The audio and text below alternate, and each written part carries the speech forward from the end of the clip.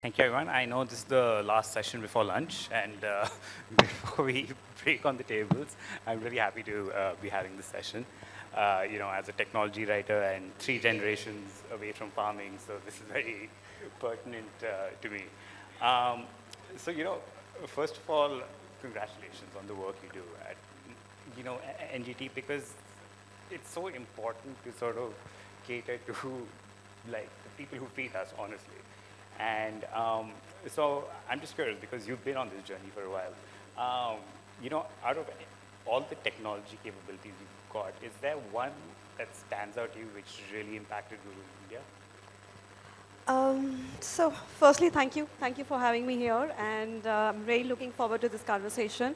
Of course, I understand this is a pre-lunch conversation, so I think people are waiting, but I think let's make it Absolutely. Appetizing, so to speak. appetizing, yes. See, technology has different aspects, so I would just say that very difficult to name one technology, but if I think in India's context, in a context where I work, which is majorly rural population, there are different technologies that have helped to reach out to the people at the last mile, but more than the technology, I'll talk about the gap, which is digital literacy, right? So I think it's more of that, While there are many solutions, many options, many ways and where you can actually really impact people at the last mile, but how is it being consumed, the digital gap in the country, the digital literacy rates in the country, I would just say that yes, that is something I feel is once you are addressing that, that is the most impactful thing. But of course today, since I'm working more in the area of farmers and AI, so I would just say that yes, today's time, last couple of years, AI is what is making this whole world change. It's making the world think differently. Of course, it's scary, but it's at the same time the kind of efficiency and the impact that it's bringing in, and I'm seeing that in the last few months in the work that we do. Right. And in fact, I was actually asking about one achievement which you think has been really sort of how do I put it, resonated and really made an impact. The work that you guys do with farmers. Is there any? Yes, of course. So just about 5 months back, we launched our AI application called Farmer.chat. And after the initial teething problems, we work a lot with the government extension system. So the different government departments have different extension workers, and we have been working over the years to build up their capacities. So we decided, because of our years of work, to start this work in Bihar. And as we got into Bihar, and we were still testing the product, in about 45 days, we had 100,000 users. With over, usual, the trend that we were seeing were 4 to 5 queries. It's an advisory application. And we had more like 11 queries per farmer. So it had, that I would say is a recent achievement, because it also shows that this is actually addressing the need of the farmer. Because if the farmer is downloading it, so we don't talk about downloads, we talk about users, right? So the farmer is a user. The farmer is actually using the application. That means they're finding it resourceful. So I would just say that's the most recent impact, and I can see how something as simple as an app can really make a difference in somebody's life. And someone who works so closely in the intersection of ecology and technology and sort of melding the two together. I'm just curious. The earlier session I had, people were talking about greenwashing, and I'm just curious, in your expertise and in your experience, how is that really happening, and how prevalent is it? Will you give me a little bit more context about what exactly the conversation was? So greenwashing in the sense that people, brands like to say that, oh, we're doing this environmentally sustainable thing, and we're doing this for the environment and stuff. Okay, so this is since this is more when you really look at it from a communication, PR, media point of view. Everything, of course, has the real impact, and a lot which gets also added to it, because the session before this was about storytelling, right? That's what I heard, the last part of it, right? So, of course, sometimes to make sure that your story reaches the right segment, right? Right. You need to tell your stories in a certain way, right? So, but if the question is more on the thing, if the work is happening on the communities, if the work is happening, yes, there's a lot of work happening. Is there an impact? Yes, there's a lot of impact because there's a huge amount of problems. There's a huge amount of environmental challenges that are there, right? So, at the same time, if there may be organizations or initiatives which are exaggerating it, right? But there are the ones who are actually telling the story. I can tell you about ourselves at Digital Green because we have a full system of evaluation. We do third-party evaluations. We do internal evaluations. We do baseline, end lines, all of that, right? So if I said that in about 45 days we had 100,000 users, we have proof to show it to any donor or any partner, right? We have been saying that in the last 16 years we have impacted about 8 million lives.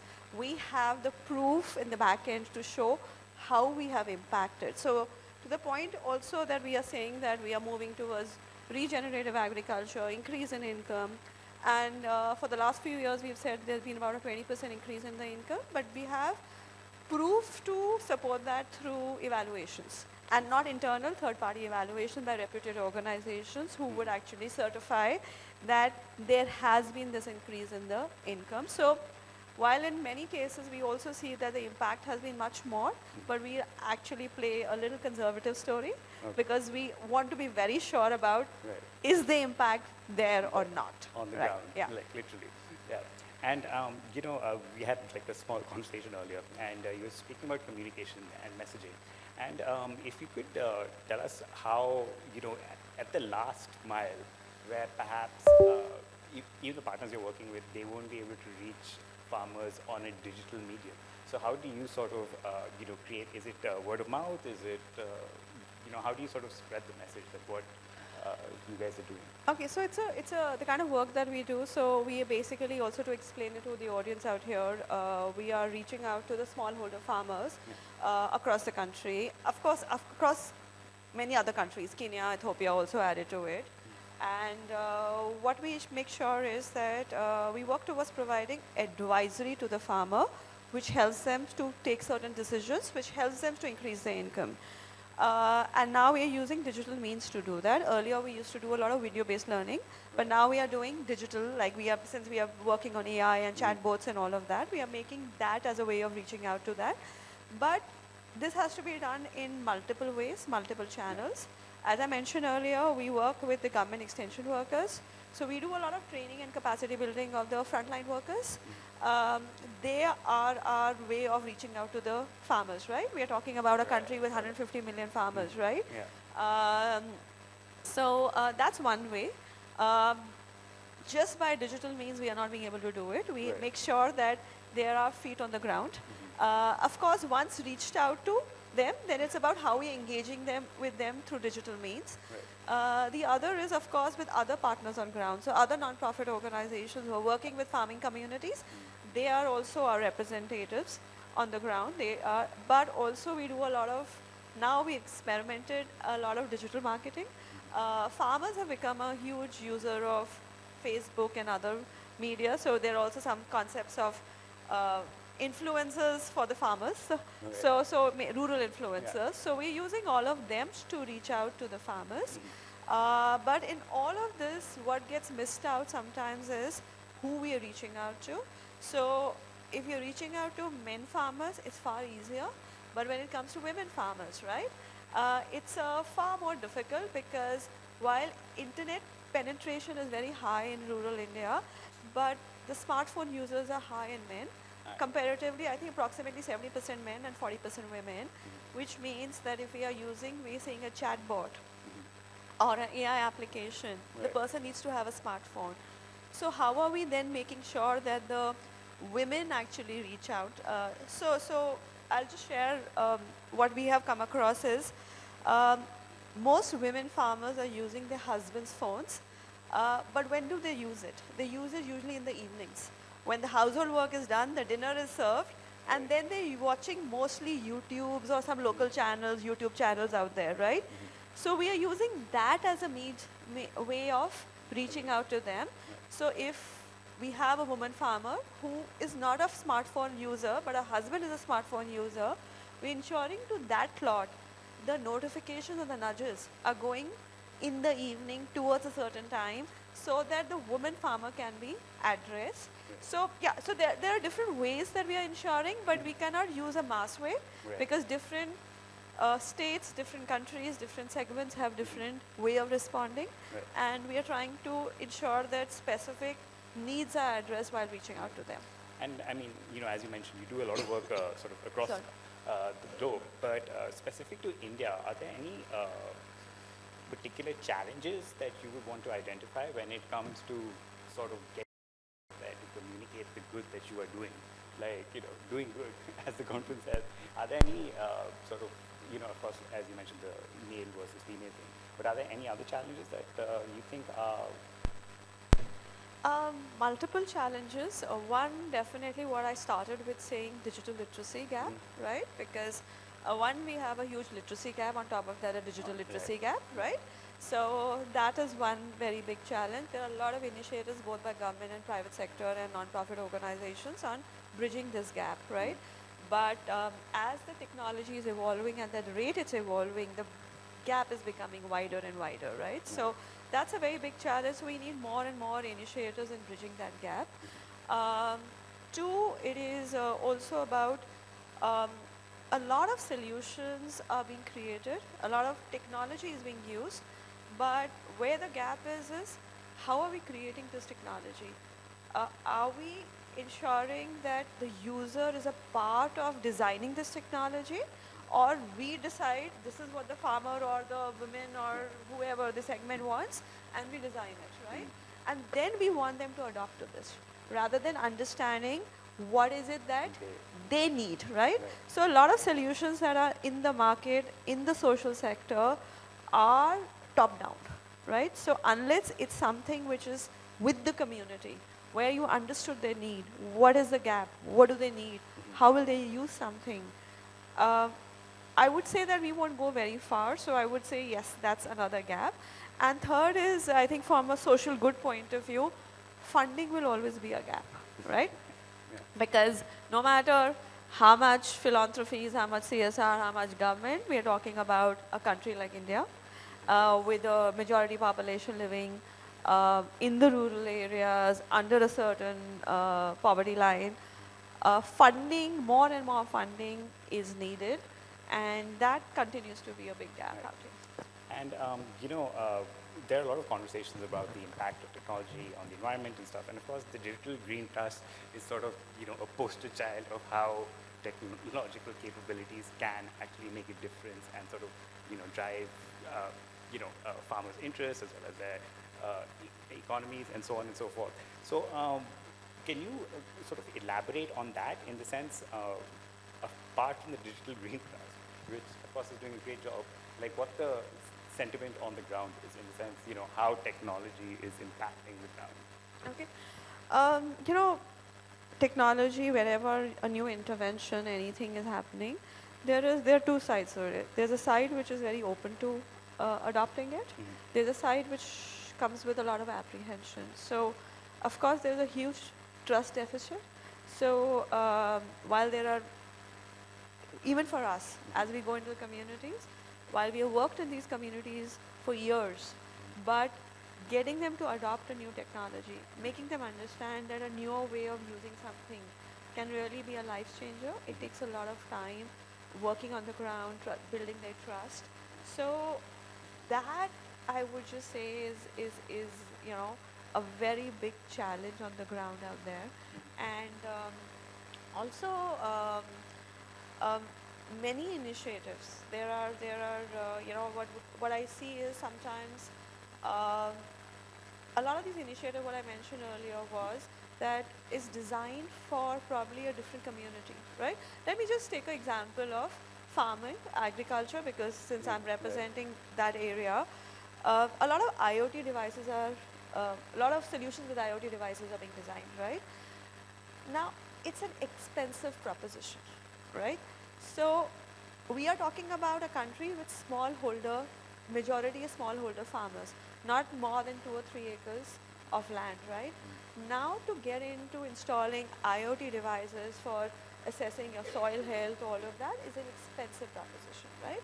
Things which are really very impactful in America or in large holding countries where farmers have large land holdings, India needs something very different, right? So those are the cost of technology, right? Adoption of technology can be another reason that a lot of these initiatives take time to scale up, right? Yeah.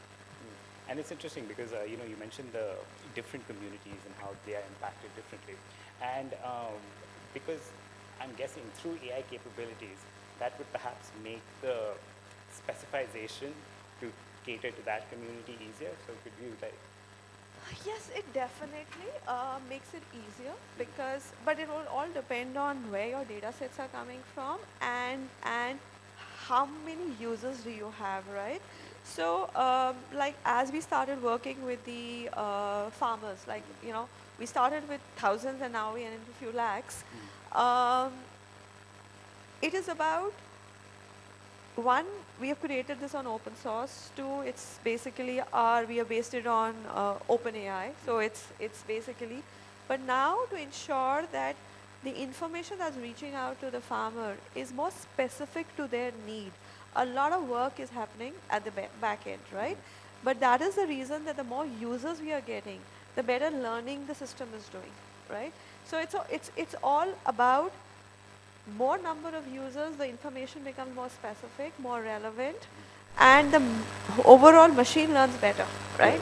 So for us, that is what is becoming really, really very important. That and for that reason, we can see the information becoming very, very contextual. To give you an example, there was in a certain cotton belt in where we work, a pest issue. Now that's not a common pest in that issue. That's not a common pest in that geography.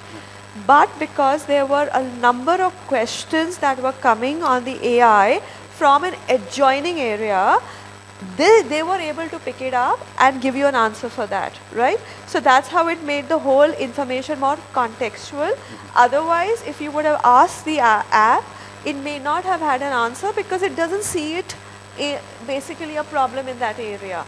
So it was quickly able to pick up because there were about hundreds of questions in a different area on the same pest, right? So they could pick it up here and give them a solution out here. Right. So this is how, in terms of it's becoming more and more specific to the need of the community. The other one I can give you an example this is an example from Kenya actually. As we rolled this out, we had, and the belt that we were working in is a maize growing belt. So you would assume that the information that the farmer needs is all on maize because it's basically a maize growing belt. But actually, as we analyze the data, the kind of queries that were coming back to us from the app, only 0.3% farmers ask questions on maize. About 24% asked on apple.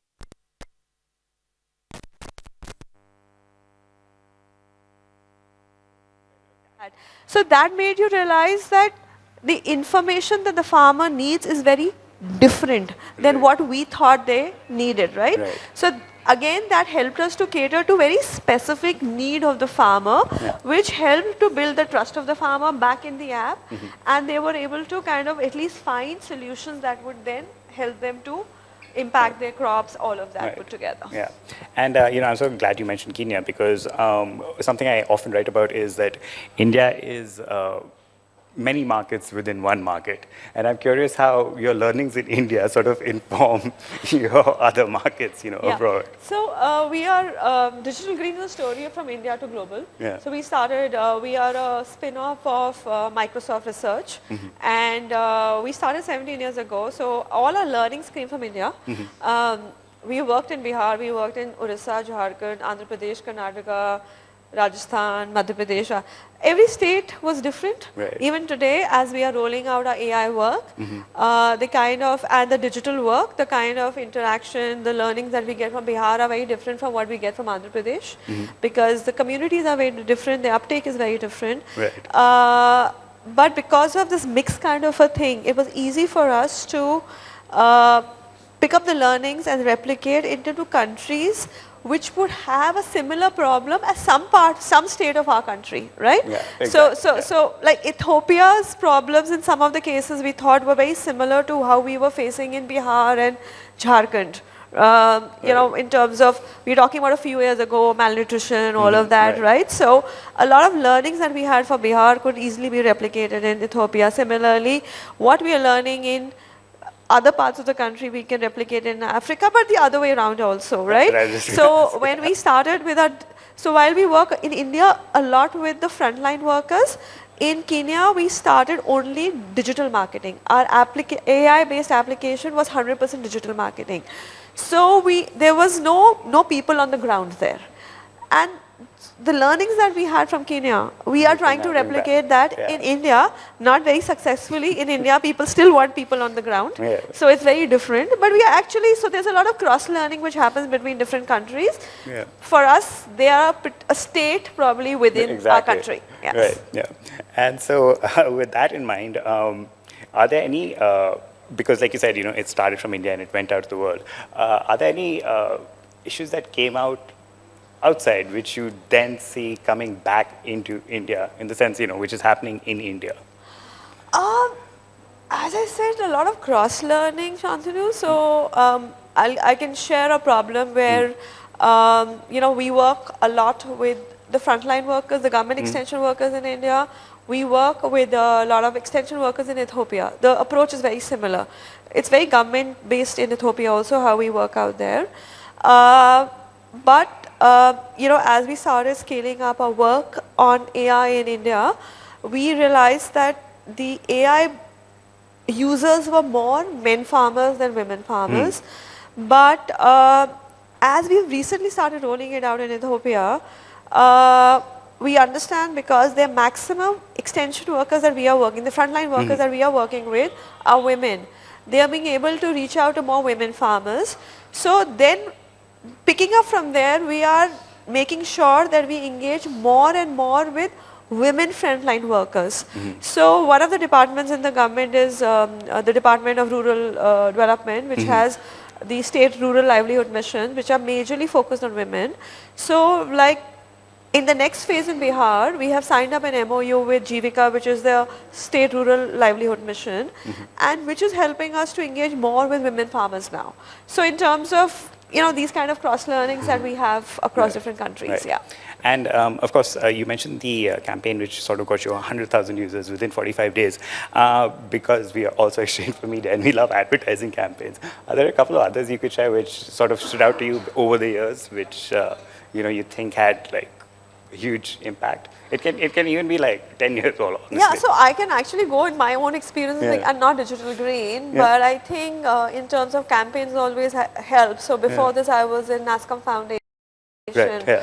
As I took over NASCOM Foundation, we worked on a 5S strategy and we worked on a campaign of impacting 100 million lives in the next 5 years. That had a very good uptake from donors, media. We got covered with all the large media houses, including Business World, and you know, those kind of campaigns really worked. And even today, even in like how we have started doing now, is that we have started picking up a lot of learnings and experiences of how women farmers are using this application, because this application is multimodal, is voice to text, text to voice, image to speech and text. What we are doing is we are going into the communities, just making them do regular videos like on the ground from our own smartphones, and we are working towards, you know, posting all of that, sharing that with our donors, with our partners, supporters, all of that. And that kind of, you know, every time I have shared a real video from the field, I think any donor or any partner has taken that more seriously than anything else. So yes, in terms of different campaigns, and it does matter. Your story, your what you're trying to achieve, your strategy, you're talking about your strategy in the larger world does matter. Right. And just one last thing, because you brought up voice, and I'm actually working on a story on, and of course, tech companies tell us that India is voice first because it's sort of that literacy thing. It sort of caters to that. And in your experience, that's clearly happening. And so is voice sort of leading the way in how you're now sort of pivoting and adapting? Absolutely. Because whether you are educated or not educated, literate or illiterate, doesn't matter. You have a voice. What you need to do is, of course, we have seen it in WhatsApp. Right. All our house help people in the community send us messages on WhatsApp. I find it easier to communicate to them also. But even in our work that we do with farmers, the maximum queries that come is on the voice. Because one, it's quicker, it's easy to communicate.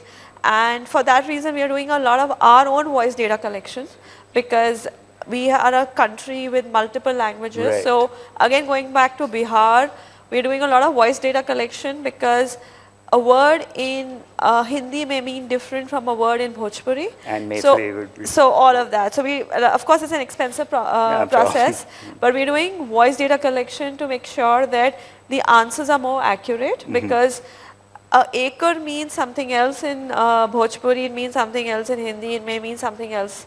All right, so then we are ensuring that the right kind of voice data collection happens.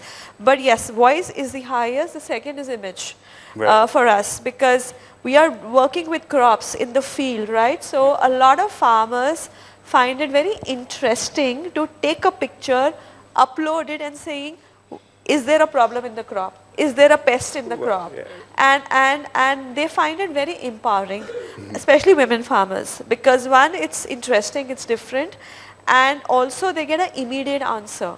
Earlier, they would wait for a government extension worker to come and see their crop. Now, they just take an image, upload it, and they get a reply, whether it's a healthy crop, unhealthy crop, if there's coloration, what is the problem out here. So that's quick. So yes, voice and image, voice definitely beats everything else. Yes. Amazing.